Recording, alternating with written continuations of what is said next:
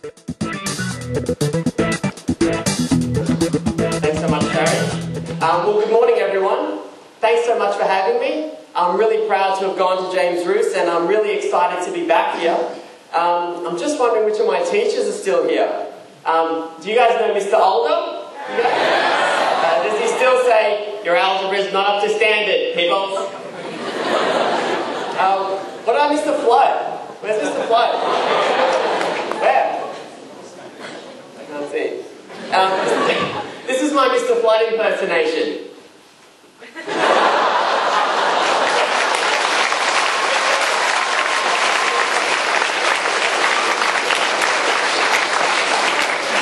Anyway, I'd love to share with you guys what I learned and what I wish I knew in high school. So I guess I'll start at the beginning, on my very first day at James Ruse. Do you guys remember Maths Olympiad in primary school? You guys? Well, I really wanted to be the cool kid at James Ruse, so I decided to stitch my giant Maths Olympiad badge onto my James Ruse backpack. And my first day on the train, everyone was calling me Maths Boy, which stuck for the next 6 years. Anyway, I actually started my first internet business while I was in high school here at James Ruse. I was 15, and my parents sat me down, and they said, son, we're sending you to work at the local Burger King, where they paid $4 an hour. Now, can you imagine sending a James Ruse nerd to work at Burger King in Bankstown? I would have been killed. Because, let's face it, there are some people here at James Ruse, if they went to a normal school, they'd get flushed. So I pleaded with my parents. I was like, no, wait. And I said, I'm going to start an internet business. And I really stirred my dad up. I said, I'm going to have clients in the United States and get checks in the post. And he was like, this is ridiculous. But soon piles and piles of checks would arrive in the post from the US and Europe while I was at school. And I actually copied the first 50 from year 10 in 1999.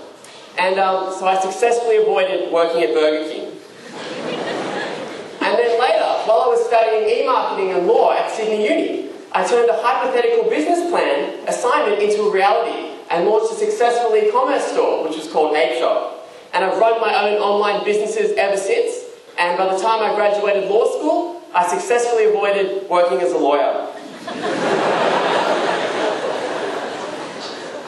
But I still did internships in banking and law, and I always thought when I was in school that if we here at James Ruse are the top 1% of the state in our marks, then, we get the top 1% of the jobs, the top 1% of the wealth, and the top 1% of the opportunities.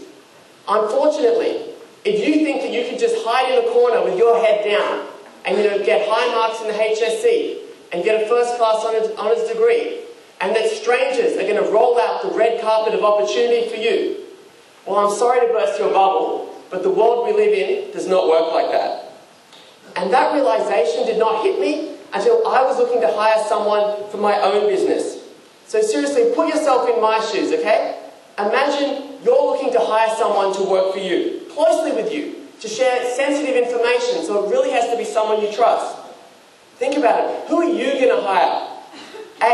A person you know and trust. You have seen firsthand, somewhere through school, university, through friends, that they are brilliant.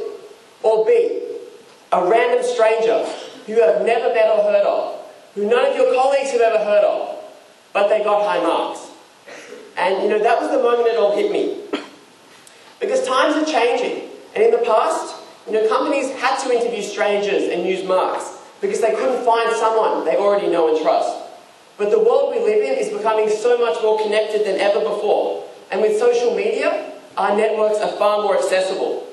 A company can see straight away, say on LinkedIn, that a whole stack of its employees that were in the grade above you in university or school rave about how amazing you are. And those type of recommendations are so much more powerful because, all the hard-working qualities that you guys have, that really can't be truly communicated on a piece of paper alone. So imagine you're in year 12, well some of you are in year 12, and applying for university and jobs.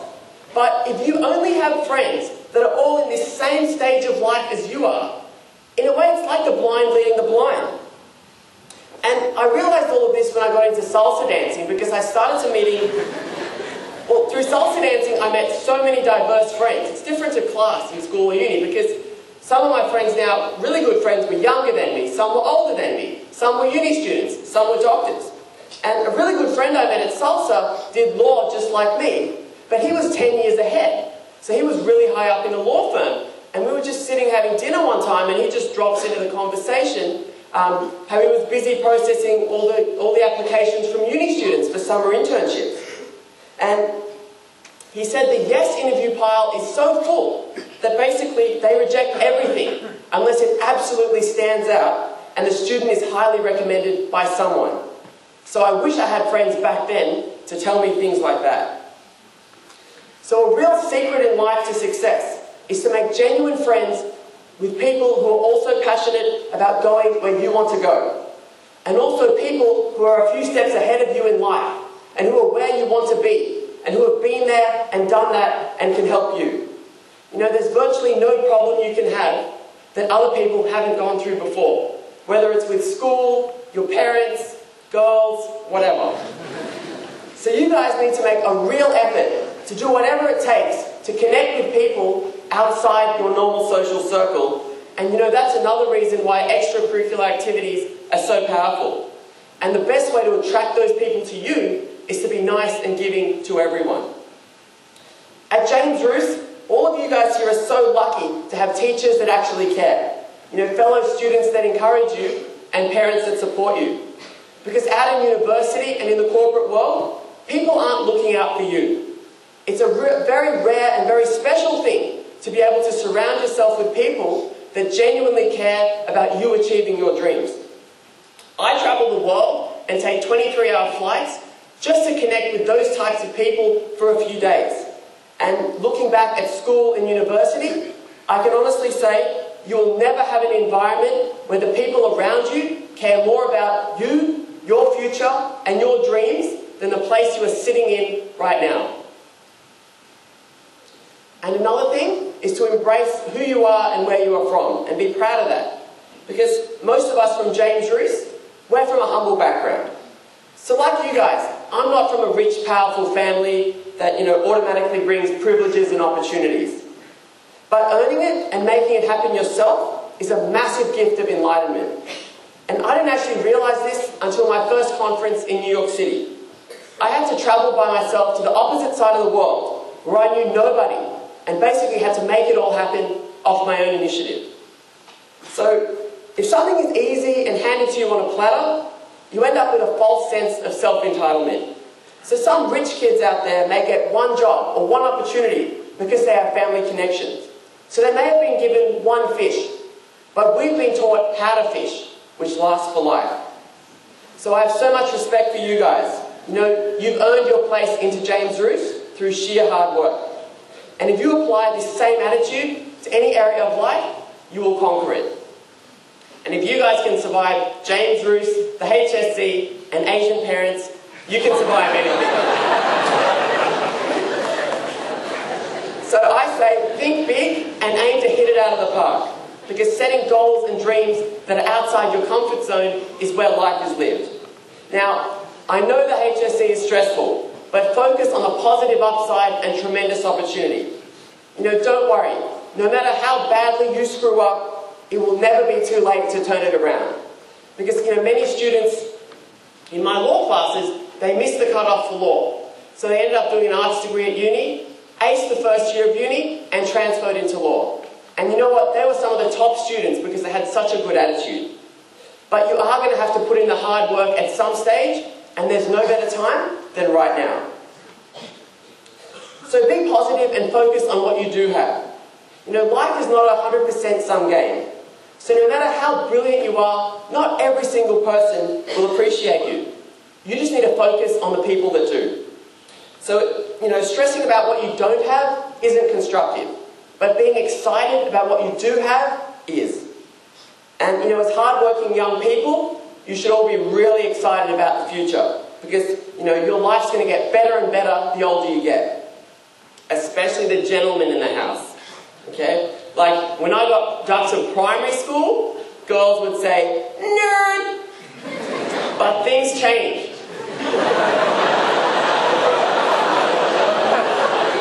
I'm serious. The other week, I was driving down Bondi Beach in my convertible, and these girls just jumped into my car.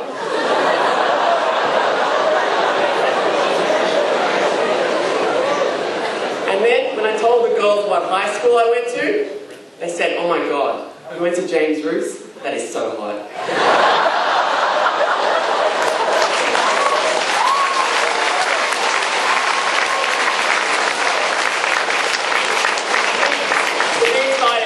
Very bright.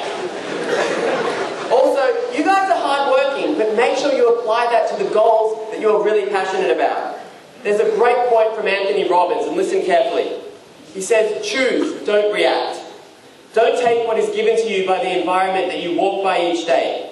Decide precisely what you want. Decide what it will take to make that happen, and make that happen."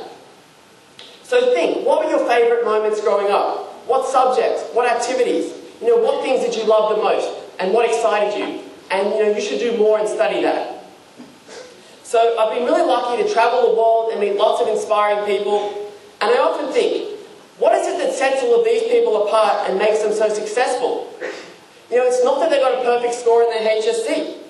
The common factor is these people have balls. Seriously, they put themselves out there and they go for it.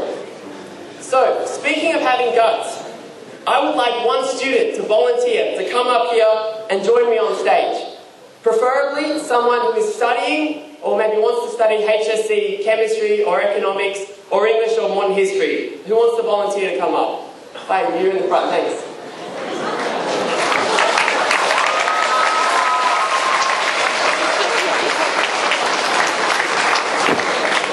Just while you're here, these are all my notes on the HSC. I basically typed up every single point from the syllabus, which is what I recommend you guys do. I even put in all the diagrams. There's hundreds of pages per subject, tons of practice essays. What's your name? Hi, nice to meet you. And sure, it's yours to keep.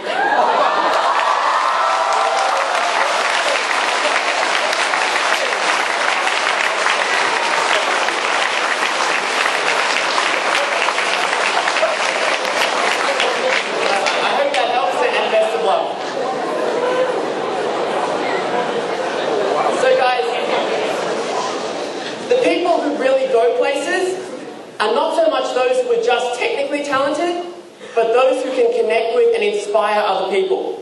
They share their knowledge and talents freely and improve the lives of the people around them.